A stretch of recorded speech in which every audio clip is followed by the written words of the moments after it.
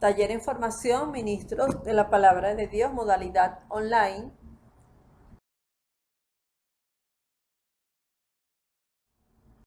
Módulo 3. Unidad 1, orar la palabra. Vamos a compartir hoy sobre el mundo de la Biblia. Es importante que el ministro de la palabra reconozca el entorno geográfico que rodea el mundo de la Biblia. Y para conocer el mundo de la Biblia hemos de tener en cuenta 3 factores principales.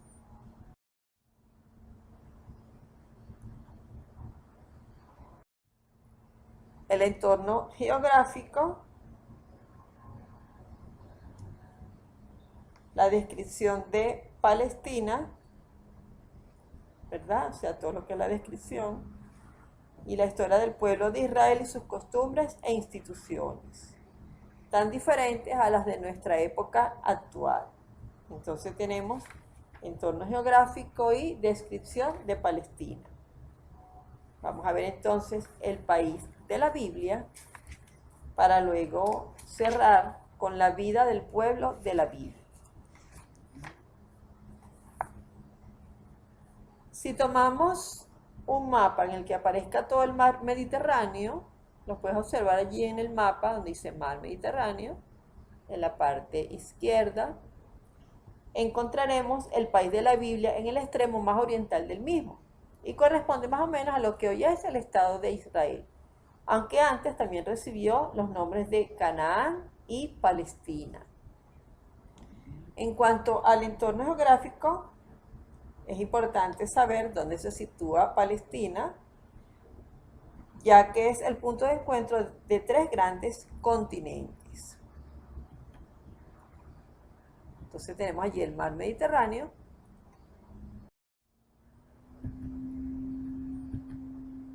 y vamos a ver Palestina, que es un punto de encuentro de 3 grandes continentes, como te decía hace unos instantes.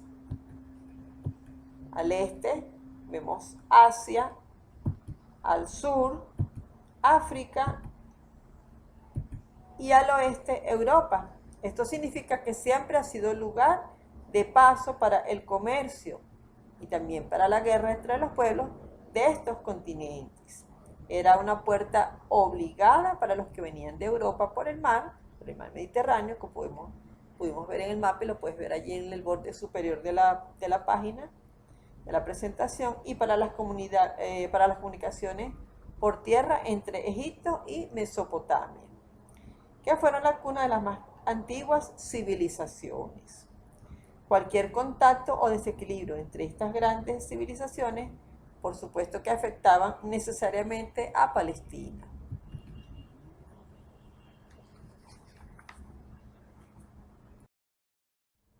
Descripción de Palestina. Te voy a sugerir aquí algunas citas bíblicas, aunque son breves. Sin embargo, por espacios de tiempo para la subida de los tutoriales, tú la haces una relectura ya con calma, ¿verdad? De una manera asincrónica, podríamos decirlo. Deuteronomio 8, del 7 al 10. Para el pueblo de Israel, la tierra tiene un profundo significado religioso. Y aprovecho para decirte que también el idioma hebreo, creo que en uno de los tutoriales te hablé un poco sobre esto, la importancia que tiene el idioma hebreo, y está bastante, digamos, vinculado a la tierra. Y de allí entonces podríamos decir que es la heredad que Dios les ha prometido. Esto lo puedes confrontar en Génesis 12, 7 y Génesis 12, 15. Una tierra que luego les va a dar. Deuteronomio 1, del 6 al 8. Por otro lado, vamos a ver cuáles son los límites habituales de este territorio. Van desde Dan, ¿ok? Allí lo ubicas, Dan, hacia Dan, que está al norte, hasta Berseba, que está al sur. Ahí lo puedes observar con la flecha que te he colocado. Y luego, desde el mar Mediterráneo hasta el Jordán. Allí puedes ver el río Jordán. Y luego en el mapa que está a la derecha podemos ver entonces que también contempla o abarca el desierto siro-arábico. ¿Ok? Entonces de arriba, la parte que sería Siria, hasta la parte de abajo del desierto arábico. ¿Ok? Todo lo que es la parte del continente africano. Al este o sureste, podríamos decir, siro-arábigo, lo puedes confrontar con números 34 del 1 al 12 y tiene una extensión territorial de 25.000 kilómetros cuadrados. Físicamente se pueden distinguir 4 franjas, te las voy a mencionar de manera breve. Lo que es la llanura costera, que es la zona agrícola por excelencia de este territorio. Es una zona muy fértil, está formada por la llanura del Sarón y la Céfela, lugar de asiento de las ciudades filisteas. A través de esta franja costera pasaba el camino que unía a Egipto con Mesopotamia. Luego tenemos lo que se conoce como el altiplano central, que comprende la zona montañosa de la parte inferior.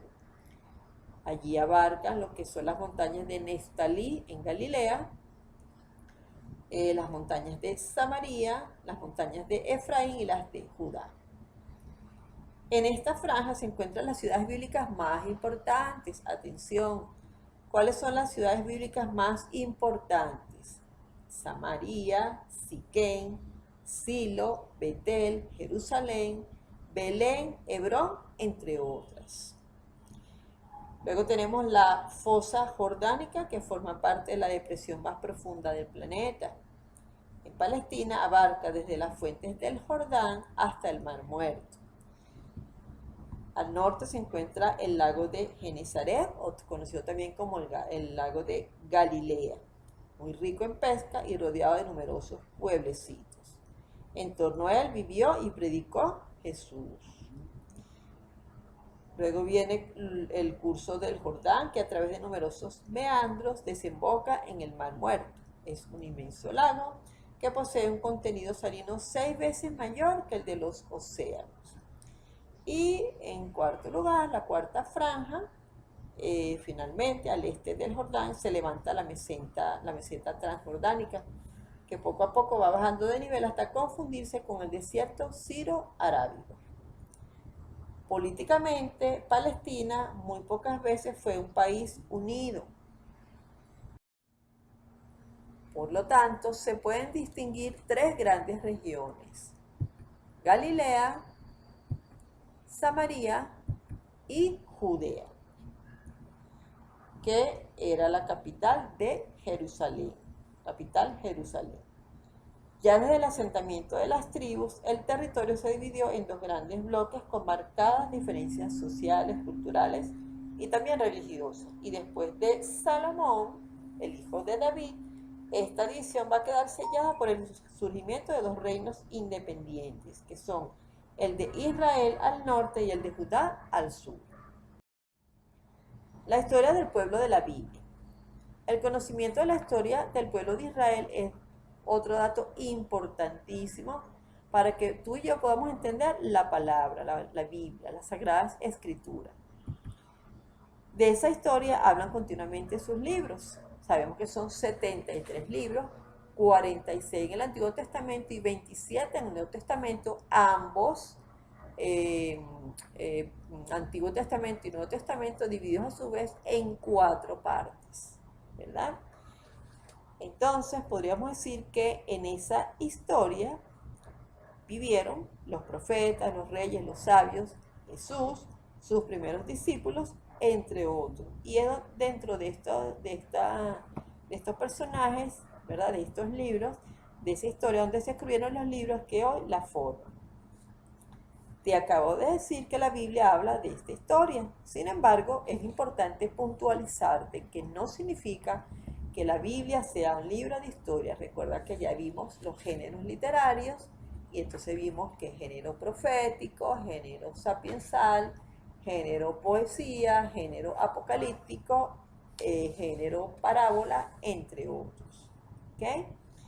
Su intención entonces es bien distinta, pues pretende transmitir una experiencia más bien religiosa. Sin embargo, en ella, en esta experiencia religiosa, podemos encontrar datos históricos valiosos, ciertamente, que combinados con los aportes de la arqueología y de los anales de otros pueblos vecinos, también esto te lo he tocado de alguna manera en los tutoriales anteriores, proporciona una visión bastante completa de lo que ocurrió.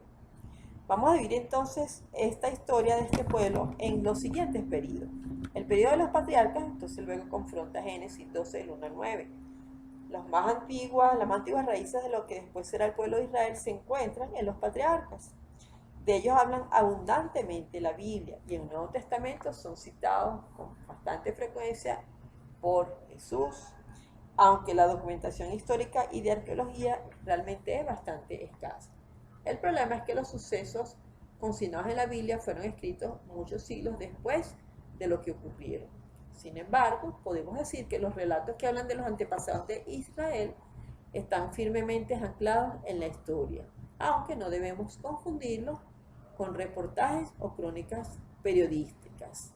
Clanes seminómadas semejantes a los de Abraham, Isaac o Jacob, que son los patriarcas, existieron y se fueron asentando en Canaán en diversas épocas. Y luego, una vez allí, probablemente que estos clanes fundieran en una de las historias de sus antepasados, dando lugar así a las historias patriarcales que encontramos en Génesis capítulos 12 al capítulo 36. Entonces en los patriarcas encontramos toda una genealogía que da entrada da la entrada a través de los patriarcas Abraham, Isaac, Jacob y así sucesivamente. Éxodo. Luego confrontas Éxodo 3 del 7 al 10. Entonces recordemos que la salida, la liberación a través de la mano poderosa de Dios por el Mar Rojo, siendo el mediador de esta historia de salvación, Moisés, como un instrumento de Dios, es el acontecimiento que va a dar origen a este pueblo. La memoria de esos sucesos se han plasmado en los últimos capítulos del libro del Génesis. Por ejemplo, la historia de José, en Génesis capítulos 37 al 50. Y en los demás libros del Pentateuco. Entonces, recordemos que los primeros 5 libros de la Biblia, Éxodo, Número, Levíticos, Génesis, Éxodo, Número, Levíticos y Deuteronomio, que son los primeros 5 libros de la Biblia, y son lo que se conoce como la Torá o la ley en las Biblias hebraicas, ¿verdad? Nos plasman estos sucesos. Y evidentemente estos relatos, compuestos a partir de tradiciones más antiguas, son una interpretación, más que una descripción, vamos a decir, fidedigna de los hechos. Sin embargo, de nuevo nos encontramos en ellos con un fondo histórico. ¿Cuál es ese fondo histórico que encontramos aquí? Pues nada más y nada menos que el asentamiento de grupos semitas en el Valle del Nilo y su influjo en la administración egipcia. Esto fue bajo la historia de José, que es uno de los hijos de Jacob. Por otro lado, entonces, podemos decir que así como el sometimiento a trabajos forzados y su salida huida de Egipto, son datos que concuerdan con los que sabemos de la historia de aquella época. Es posible también que estos grupos de semitas abandonaran Egipto en diversas oleadas y que el grupo, digamos, liderado o capitaneado por Moisés haya, vamos a decir, aglutinado las demás tradiciones. Pero por encima de esta compleja trama histórica, definitivamente que es compleja, las narraciones bíblicas reconocen en aquellos sucesos la mayor intervención salvadora de Dios, hasta el punto de que las fiestas, leyes y las experiencias religiosas se refieren cada vez más a este acontecimiento y adquieren un nuevo significado. Por ejemplo, la Pascua, que era una antigua fiesta de pastores y va a rememorar entonces en este pueblo semita la salida de Egipto. Tenemos por otro lado la conquista de la tierra, que se conoce como la tierra prometida, que se le atribuye a Josué. Puedes confrontar luego Josué 1 del 1 al 5. Esto sucede ya aproximadamente en el siglo XIII a.C. Es importante recordarte que la historia de la salvación la vamos a ir estudiando de una manera cronológica en forma descendente. es decir, de mayor a menor hasta llegar al año 0, más o menos el año 0 al 4 antes de Cristo, la fecha después de Cristo, atribuida al nacimiento de Jesucristo. Tenemos que, según el libro de Josué, la conquista de la tierra constituye una culminación victoriosa, evidentemente a la salida de Egipto. El libro de los jueces, sin embargo, deja entrever que la empresa no fue ni tan rápida ni tampoco fue muy fácil, y que fue llevada a cabo por grupos diversos y de formas muy distintas, de diferentes formas. Lo más probable es que la conquista fuera realizada por tres grupos. La tribu de Judá, que se instala en el sur, el grupo de Josué, que se instaló en el centro, en las montañas de Efraín, y el grupo del norte. Y todos estos grupos se fueron reuniendo con el tiempo y fueron fusionando sus tradiciones hasta dar lugar en el siglo X a.C. con David a la nación israelita. También es importante destacar aquí en la conquista de la tierra prometida, así conocida comúnmente, que el periodo comprendido entre el asentamiento en Canaán y la creación del Estado israelita es la época de los jueces, que se ponen al frente del pueblo en épocas de dificultad. Y en esta época se forma como una especie de confederación tribal, uno de cuyos elementos comunes debió ser la fe en Dios, traída por los grupos que llegaron de Egipto. Entonces, ¿qué quiere decir esto? Que anteriormente era el patriarca el que ejercía, digamos, todo lo que era la parte de las normativas legales y hacía la función de juez, ¿verdad? De la autoridad legal. Cuando llegan a esta tierra, ¿verdad? Que como te he comentado, son varios, vamos a decir, varios grupos que llegan. Entonces, como te dije, por ejemplo, de las tribus de Judá se instala en el sur, el grupo de Josué en el centro, y el grupo y el otro grupo en el norte, se van fusionando y entonces ya no es una figura de un patriarca, porque son varios clanes, son varias tribus que se están fusionando, están compartiendo en esas tierras, ¿verdad? Y ellos crean entonces esa figura de jueces. Luego vamos a tener un siguiente momento importantísimo en la historia de este pueblo, que es la monarquía unida. Porque vamos a ver ahora, luego, posteriormente, que se divide. ¿Qué significa esto? Bueno, esto lo puedes leer en 1 Samuel 8, del 1 al 9, donde se conoce por primera vez un personaje muy importante en la Biblia, en las Sagradas Escrituras, que es la figura de Samuel. Samuel fue profeta y fue juez, formó parte de sus jueces. Tenemos entonces que hasta el año 1000 antes de Cristo, aproximadamente, después de un largo periodo de formación, surge la nación israelita en torno a una monarquía.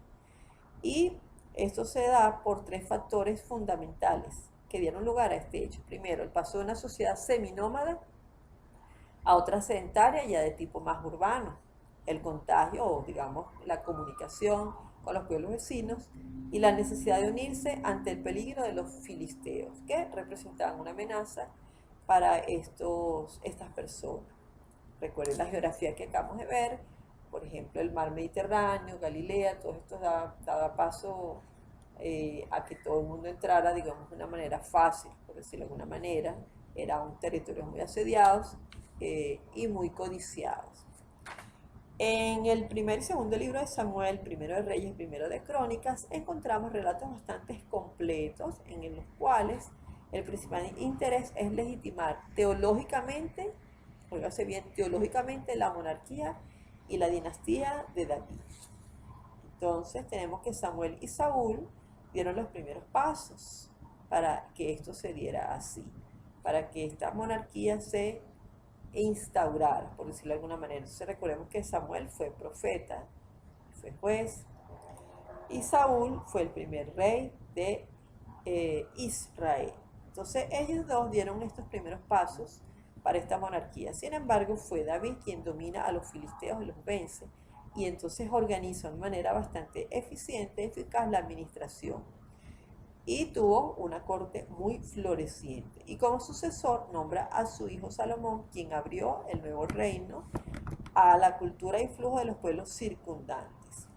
Salomón va a dedicar una atención especial a la literatura, a la construcción, y aumentó el fasto de la corte y el ejército. Esto lo puedes confrontar en Primera de Reyes 3 al 11. Todo esto trajo consigo el empobrecimiento del pueblo con la consiguiente crisis política que se desató a la hora de su sucesión. Entonces ya aquí, ciertamente, el sucesor de David, que fue su hijo, pues los, eh, los llena de muchos impuestos y pues el pueblo se va empobreciendo y entra pues en una crisis, este reino en una crisis política. Luego tenemos los reinos divididos, puedes ver en Primera Reyes 12 al 20-24. Esto se da aproximadamente entre el siglo X hasta el siglo VI antes de Cristo. En este periodo de la historia de Israel, después que muere Salomón, el reino se divide en dos. Entonces, ese territorio, ¿verdad?, queda dividido al norte, Israel, que reúne las tribus del centro y el norte, y al sur, Judá, formado por la tribu del mismo nombre y parte de la tribu de Benjamín. Entonces se divide la monarquía y es lo que se conoce como los reinos divididos. Ya no se conoce como el Reino Unido, sino como reinos divididos. Luego tenemos el destierro y la reconstrucción, pues leer 2 Crónicas 36, del 17 al 21, también puedes leer Esdras capítulo 1, del 1 al 4. Aproximadamente esto se remonta al siglo VI a IV antes de Cristo. Y aquí entra un imperio conocido como el Imperio Babilónico en el 587 aproximadamente antes de Cristo. Destruyen el templo, lo saquean y ponen fin a la monarquía. Algunos judíos se quedan en el país, otros huyeron a Egipto, pero la aristocracia de Judá, es decir, las personas más pudientes, el rey, su corte, los sacerdotes, etc., fueron deportados a Babilonia. El centro de la historia de Israel se trasladó allí. Desde el punto de vista religioso, te puedo compartir que fue una época de mucha crisis, porque desaparecieron las instituciones tradicionales. La principal, ¿cuál fue? La destrucción del templo de Jerusalén. Desaparece la monarquía y ellos comienzan a preguntarse por qué Dios había abandonado a su pueblo. Sin embargo, los sacerdotes, los profetas explicaron el desastre y abrieron un horizonte de esperanza. Ellos interpretaron que Dios tenía preparado para su pueblo un futuro mejor por obra de un nuevo descendiente de David. En el 539, Ciro, rey de Persia, conquista Babilonia y permite a los deportados volver a Jerusalén y rehacer su vida social y religiosa. Comienza así la reconstrucción nacional que describen los libros de Esdras y Nehemías y que reflejan los profetas de esta época. Fue una época muy fecunda y en ella se escribieron un buen número de libros del Antiguo Testamento. Luego tenemos la dominación helenística y la dinastía Asmonea. Puedes leer en Primera Macabeos 1, del 1 al 15. Esto se da aproximadamente entre el siglo IV al siglo I antes de Cristo. Entonces el imperio persa fue destruido por un personaje muy conocido, Alejandro Magno, en el año 333 antes de Cristo. Y con su conquista comienza un periodo de expansión de la cultura griega en todos los territorios ocupados. Sin embargo, cuando él muere en el 323 a.C., sus generales se reparten los territorios conquistados y, por ejemplo, Palestina estuvo un siglo bajo el dominio de los conocidos Ptolomeos en Egipto. Los Seleucidas se hacen con el dominio de Palestina. Entonces es cuando la actitud severa de Antíoco IV, Epífanes, va a provocar una revuelta por manos de los conocidos Macabeos, que es la dinastía Asmonea, que van a gobernar el país durante 100 años con una relativa autonomía. Entonces ellos restauran las instituciones, las leyes judías, y el territorio de Palestina llegó a tener las mismas fronteras que en el tiempo del rey David. De esta época tenemos información en el libro de Daniel, en 1 y 2 de Macabeos, y también por un historiador muy conocido, Flavio Josefo. Y tenemos entonces la dominación romana. Puedes confrontar en Hechos 23 al 55, la cual se da aproximadamente en el siglo I a.C. hasta el siglo II después de Cristo. A pesar de la independencia nacional, siguieron existiendo tensiones entre los judíos helenizantes, y cuando llegó el emperador griego o Alejandro Magno, y los de corte más tradicionalista. Y además los últimos asmoneos, macabeos, se embarcaron en una lucha fratricida por el poder, lo cual va a provocar la intervención de Roma. Y en el año 63 a.C., Pompeyo toma Jerusalén y Judea queda incorporada a la provincia romana de Siria. Luego tenemos que en el año 40 a.C., el Senado romano colocó en el poder a Herodes y emprende una política de helenización, pero a la vez procuró ganarse el apoyo del pueblo con grandes construcciones, sobre todo la del nuevo, o sí, lo que se conoce como la reconstrucción del templo. A su muerte, en el año 4 a.C., el país va a quedar dividido entre sus hijos, Arquelao, Herodes, Antipas y Herodes Filipo. La vida del pueblo de la Biblia. A veces nos resulta difícil comprender a las personas, ¿verdad?, que han nacido y crecido en un ambiente distinto del nuestro. Ahorita se ve muchísimo porque hay muchas personas que se han ido, por ejemplo, de Venezuela a otros países, a otras que han llegado a Venezuela.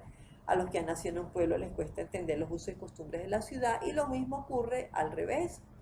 A los españoles, por ejemplo, les sorprende las costumbres de la India o del Japón, y a ellos debe de ocurrir lo mismo con las nuestras. La cultura, las costumbres y las instituciones sociales, jurídicas o religiosas son un elemento imprescindible para penetrar en el pensamiento y la experiencia de las personas y de los pueblos. Por eso, si nosotros queremos entender las experiencias de las que nos habla la palabra de Dios, tenemos que hacer un esfuerzo para conocer su realidad social, cultural, económica y religiosa, tanto del Antiguo Testamento como del Nuevo Testamento. Y la mejor manera de hacerlo es leer la Biblia. Y para ello te pueden servir las siguientes indicaciones. Te invito entonces a que leas en Hebreos 11, del 1 al 40, cuáles fueron los acontecimientos más importantes y los enumeres. Y por otro lado, elabora un mapa mental en el cual refleja el entorno geográfico de la Biblia visto en este encuentro, módulo 3, unidad 1, que se titula Orar la palabra, el mundo de la Biblia.